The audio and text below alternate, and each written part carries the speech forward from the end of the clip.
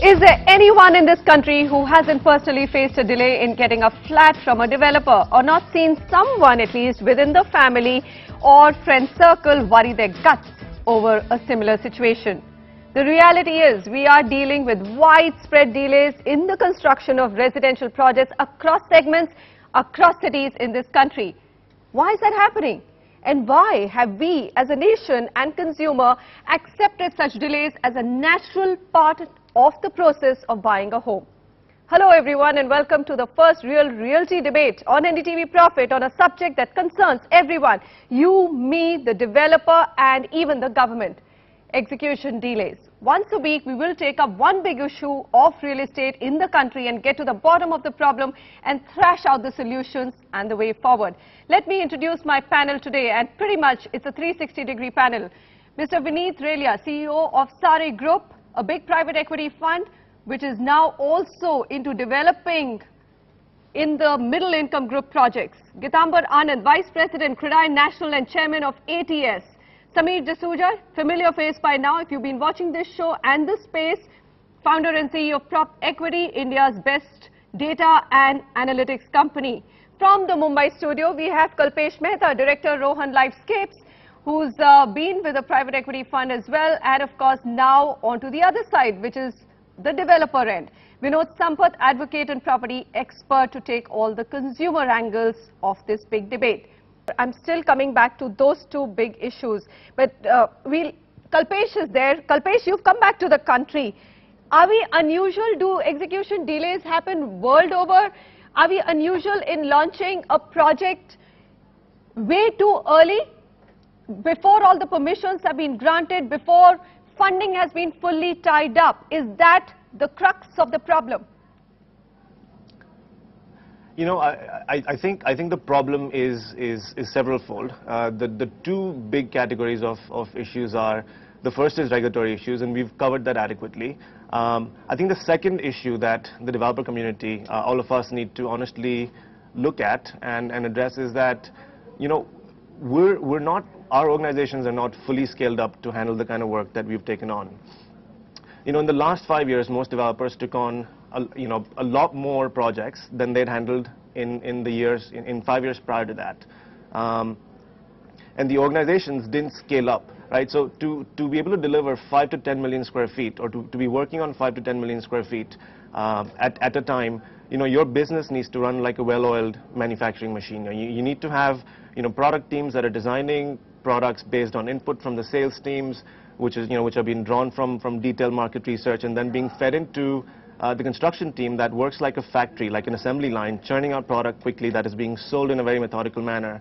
And to achieve all of that, you need organizations with strong leaders, with strong managers, with skilled laborers, and these people need to have years of experience. And, you know, guess what? The Indian real estate sector does not have the experience in enough quantities.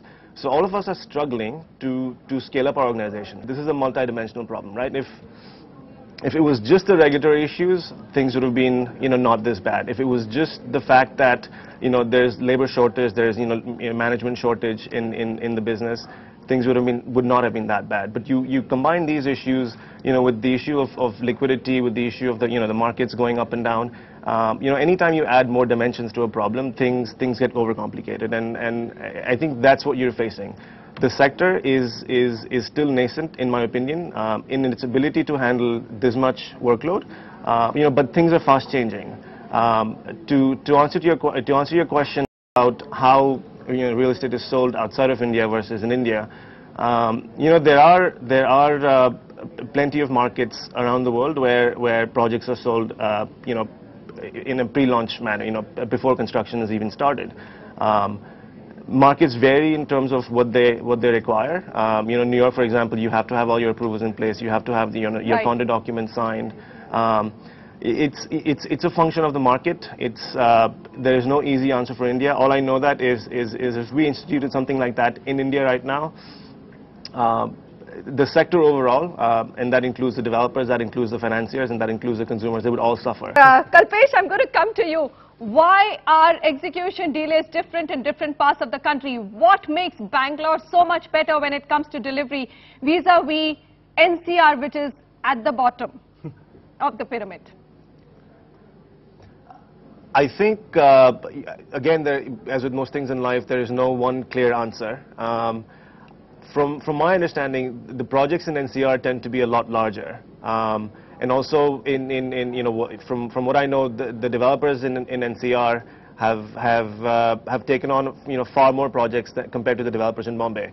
In Bombay, it takes you a very, very long time to clear out the land and get it ready to get approvals, etc. And the project sizes, in terms of the number of units or the number of square footage, tends to be very, very small compared to NCR. Delivering a 500,000 square foot project is much simpler than delivering a 2, 3, 4 million square foot project, which is what you see in NCR. I think with Bangalore, I'm not an expert on the Bangalore market at all, but I think approvals in Bangalore are far simpler than approvals in let's say a Bombay or NCR region. Let me tell you, in Bombay, it's I don't want to keep beating a dead horse, but I just want to give the audience a bit more color as to what the approval delays look like. We've had 12 months, the past 12 months in Bombay, where no new projects have been given approvals because the entire regulatory framework on how projects get approved is changing. There's a new code that's being introduced, and while that was happening, there was no new projects that were being granted approvals. Before that, you had an issue where there's a high-rise committee that approves projects that are above 70 meters. That committee got disbanded, and no one knew whether a new committee was going to be required or whether a new committee was going to be appointed or whatnot. Before that, there was a question on whether environmental approvals are a center subject or a state subject.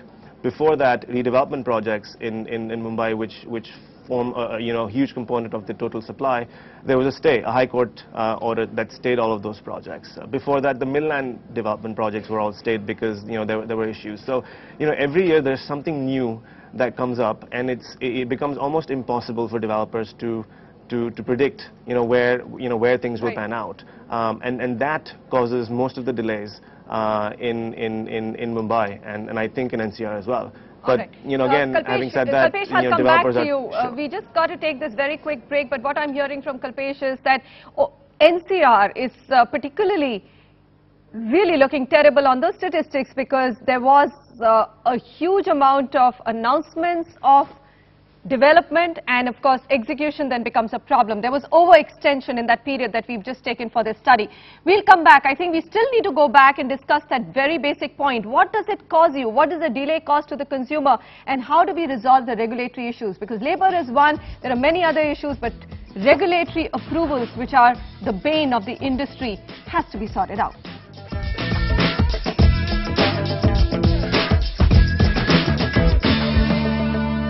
Kalpesh Mehta, Mr. Sampath, thanks very much for joining us on this panel. Vineet, Mr. Anand and Sameer Jasuja, pleasure.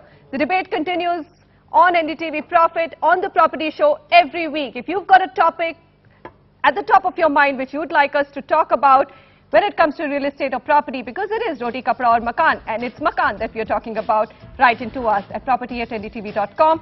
Thanks very much for joining me. Thanks a lot and see you again.